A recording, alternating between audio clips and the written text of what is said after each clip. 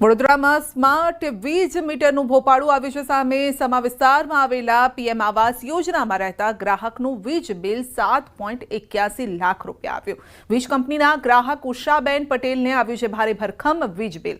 Smart meter લગાવ્યા બાદ 3 મહિને બિલ આપ્યું છે અને વીજ ગ્રાહકના મતે સ્માર્ટ મીટર અગાઉ મહિને 1500 રૂપિયા બિલ આવતું હતું. 3 સભ્યોના પરિવારને 3 મહિનાનું 7.81 લાખ બિલ આવતા પરિવારમાં પણ ચિંતા છે.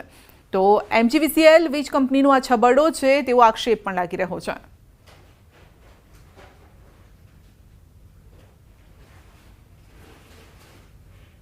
અમુક બિલ આવે માણસને તો માણસને એટેક બી આવી શકે. વિરોધ કર્યો પણ સાહેબો આવીને સમજાવવા લાગ્યા કે એટલું બધું બિલ નહીં આવે. હા, અમારે એવરેજ બિલ 1700 થી 2500 આવે છે. તો હવે શું લગાવી તો દીધું, લગાવી તો દીધું, પણ હવે એ લોકોને અમે કમ્પ્લેન તો લખાઈ છે. હવે શું જવાબ આવે છે એના પર ને પછી આગળ કાર્યવાહી કરવી પડશે. બીજું સવારે મને આજે મેલ મળ્યો છે. મેલથી મેં ચેક કર્યું તો એમાં 7,81,000 હતું. પછી મને લાગ્યું ખોટું છે આ બિલ, એટલે મેં MGVCLની સાઇટ પર કન્ઝ્યુમર નંબર નાખીને જોયું તો એની પર પણ મને આ જ બિલ જોવા મળી. એટલે કસ્ટમર કેરમાં કોલ કર્યો. કસ્ટમર કેરમાં મને કીધું કે આ જ બિલ છે તમારું. એટલે પછી મેં કીધું કે આ ખોટું છે, તો એમને કમ્પ્લેન લીધી છે. હવે કમ્પ્લેનનો શું જવાબ આવે છે એનો વેઇટ કરીએ. તો ગ્રાહકના આક્ષેપ બાદ MGVCLનો સ્વીકાર છે કે માનવીય ટેકનિકલ ભૂલના કારણે આ છબરડો થયો છે. સમા સબ ડિવિઝનલ કચેરીના નાયબ ઇજનેરે ખુલાસો કર્યો છે. ગ્રાહકનું હકીકતનું બિલ 5000 રૂપિયા છે. ગ્રાહકને હજુ વીજ બિલની કોપી મોકલાઈ નથી. બિલમાં સુધારો કરીને ગ્રાહકને મોકલવામાં આવશે. 7.81 લાખનું જે ઉષાબેનનું જે બિલ આવ્યું છે એના માટે અહીંયા અત્રેની કચેરીએ તપાસ કરી છે. એમાં ટેકનિકલ એરરને કારણે રીડિંગમાં મિસમેચને કારણે આ બિલ બનેલું છે અને એની એ મેસેજ આવ્યો એ પહેલાંથી જ અહીંયા અત્રેની કચેરીએ એ લોકો તપાસ કરી અને એનું યોગ્ય રીતે એને કેલ્ક્યુલેશન કરીને એમનું બિલ જે છે એ અહીંયા સુધારામાં મૂકી દીધેલ છે અને એનું સુધારા કર્યા બાદ આશરે 5000 જેટલું બિલ થાય છે ભરવાનું અને એ બિલ એમને સુધારીને ત્યારબાદ જ ઇસ્યુ કરવામાં આવશે. અત્યારે જે મેસેજ જે થયો છે એ સિસ્ટમ જનરેટેડ લોડ થયો છે, પરંતુ એના તપાસ કર્યા બાદ બિલ ઇસ્યુ કરવામાં આવ્યું નથી અને સુધારા કર્યા બાદ જ એને બિલ ઇસ્યુ કરવામાં આવશે. હવે સરકારી કચેરીમાં અરજદારોના ડોક્યુમેન્ટ પણ સુરક્ષિત નથી. લગ્નની નોંધણી માટે આપેલા આધાર કાર્ડનો ઉપયોગ શૌચાલય બનાવવામાં કરાયો છે. અંકલેશ્વર નગરપાલિકામાં લગ્નની નોંધણીના અપાયેલા આધાર કાર્ડના આધારે સંખ્યાબંધ શૌચાલય બનાવ્યા હોવાનું કૌભાંડ સામે આવ્યું. લગ્નની નોંધણી માટે અરજદારોએ રજૂ કરેલા દસ્તાવેજોનો ગેરકાયદેસર ઉપયોગ કરી શૌચાલય કૌભાંડ આચરવામાં આવ્યું હોવાનો આક્ષેપ છે. જિલ્લાના અનેક તાલુકામાં શૌચાલય યોજનાનું કૌભાંડ સામે આવ્યું છે અને સમગ્ર કૌભાંડનો RTIમાં ખુલાસો થતા ભોગ બનનારમાં પણ રોષ છે. કૌભાંડ મામલે નગરપાલિકાના પ્રમુખે કહ્યું છે કે આ મામલે મને કોઈ જાણ નથી. ફાઇલ મંગાવીને તપાસ કરવામાં આવશે. આ ખોટો ઉપયોગ કરેલ છે. મેં મારા લગ્નના સર્ટિફિકેટ માટે જે તે ડોક્યુમેન્ટ આપ્યા હતા એમાં નગરપાલિકાએ જે આનો ભ્રષ્ટાચારમાં ઉપયોગ કર્યો છે તેને હું સખત શબ્દોમાં વંખોડું છું. આધાર કાર્ડ એવી રીતે એ લોકોએ લાવ્યા કે જે તે સમયે જેમણે લગ્નનું રજીસ્ટ્રેશન કરાવવા માટે નગરપાલિકાની અંદર આધાર કાર્ડ આપવામાં આવેલો હતો, એ આધાર કાર્ડનો દુરુપયોગ કરવામાં આવેલો છે. આ લોકોને ખબર પણ નથી અને એ લોકોના ઘરે બનેલું પણ નથી. એને વિશે મને એટલી કઈ જાણ નથી. એનો ફાઇલો મંગાવીને હું જોવડાવીશ ને ચેક કરાવું.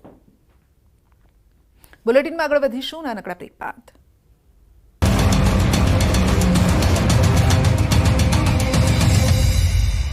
ગુજરાતની ચોમાસામાં શાકભાજીના ભાવ બમણા થતાં લોકોના બજેટ પર માઠી અસર પહોંચી. વરસાદી સિઝનમાં શાકભાજીની આવક ઓછી થઈ રહી છે. બીજી તરફ માર્કેટમાં ઊંચા ભાવ હોવા છતાં ખેડૂતોને યોગ્ય ભાવ મળતા નથી. શાકભાજીના અલગ અલગ ગ્રેડ આપવામાં આવે છે, જેમાં સારામાં સારા શાકભાજીને ઊંચા ભાવ આપવામાં આવે છે. જોકે આ મામલે વેપારીઓનું કહેવું છે કે શાકભાજી માર્કેટમાં આવ્યા બાદ ટ્રાન્સપોર્ટ ખર્ચ, દલાલી અને બગડી ગયેલું શાકભાજી હોય એટલે રિટેલ માર્કેટમાં આવતા જ તેના ભાવ વધી જાય છે, જેની સીધી અસર ગૃહિણીઓના બજેટ પર પડે છે. ખેડૂત ડાયરેક્ટ ત્યાંથી લઈને આવે, એમના ત્યાંથી પોટકા બાંધીને થેલીઓમાં એવી રીતે શાક લઈને આવે છે. અહીંયા લાઈન પછી ખોલીને જેમ કે પાંચ પોટલા લાવ્યા તો એ ખોલીને સારું હોય એ ખોલીના ભાવ નક્કી થાય એના ઉપર ને એના ઉપર પછી વેચાણ થાય અને દલાલી લઈ લે. ખેડૂતને તો જે ભાવ આવે એ જ રીતે પૈસા મળે છે. એના વધારે પડતા દલાલીમાં વધારે જાય છે પૈસા. જે શાકભાજી અમે લોકો 40 રૂપિયા 60 રૂપિયા કિલો લેતા હતા એનો ભાવ અત્યારે 100 રૂપિયા 120 રૂપિયા થઈ ગયો છે, એટલે લગભગ ડબલ જેવો થઈ ગયો છે.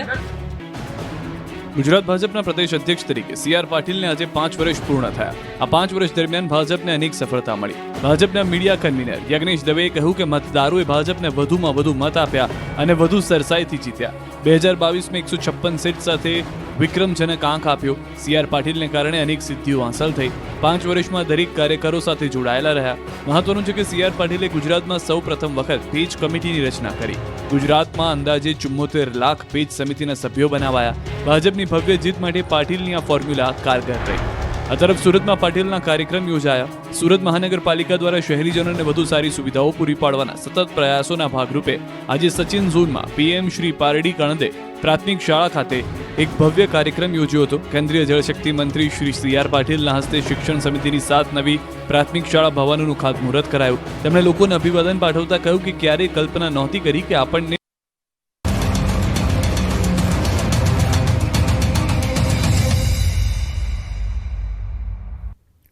બનાસકાંઠામાં રખડતા ઢોરનો આતંક જોવા મળ્યો છે. યુવક પર ઢોરે કર્યો છે હુમલો અને તે સીસીટીવીમાં કેદ થયો છે.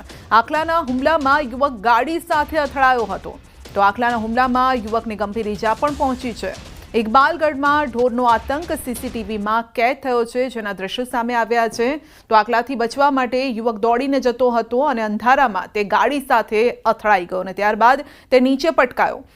તેમ છતાં તે પોતાનો બચાવ કરવાનો પ્રયત્ન કરે છે.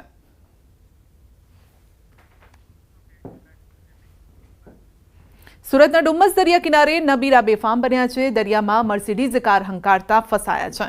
પાણી વચ્ચે ફસાઈ ગઈ કાર અને પ્રતિબંધિત હોવા છતાં કાર દરિયા કિનારે ઘુસાડવામાં આવી. સ્ટન્ટ કરવા જતાં ફસાયા હોવાની ચર્ચા છે. કાર દરિયા સુધી કેવી રીતે પહોંચી તેને લઈને પણ સવાલો ઊભા થઈ રહ્યા છે.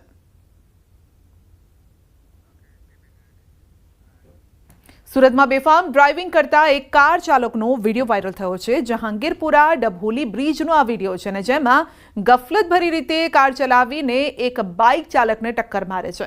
આ સમયે બાઇક ચાલક સંભાળી લેતા બચી જાય છે, પરંતુ જો મુશ્કેલી સર્જાઈ શકી હોત, જો ધ્યાન ન રાખ્યું હોત તો જે બાદ પણ ચાલક જોખમી રીતે કાર હંકારે છે, બીજાના જીવને જોખમમાં મૂકે છે.